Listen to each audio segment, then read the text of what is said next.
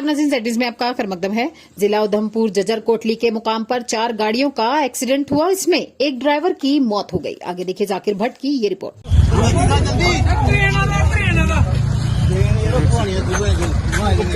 ये देख सकते हो अभी 4 गाड़ियों का एक्सीडेंट अभी हुआ है जज्जर कोटली के मुकाम पे, और इसके अंदर जो है अभी ड्राइवर फंसा हुआ है क्योंकि उसकी टांगे जो है वो फंसी हुई हैं। आप देख सकते हो इसके पीछे और भी गाड़ी हैं, मैं आपको दिखाना चाहूँगा। सो आप देख सकते हो अभी जस्ट ये जज्जर कोटली के मुकाम पे आप देख सकते हो। अभी तो कोई ज़्यादा इंजरीज देखने को नहीं मिली। अभी इसमें ड्राइवर जो है वो फंसे हुए हैं, देख सकते हो आप। ड्राइवर को निकालने की कोशिश की जा रही है।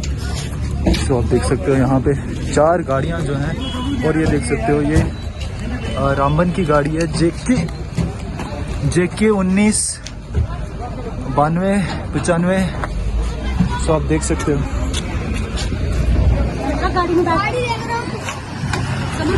सो देख सकते हो यहाँ पे तो बहुत बुरा एक्सीडेंट हुआ है। यहाँ पे 4 गाड़ियाँ जो हैं वो देख सकते हो आप।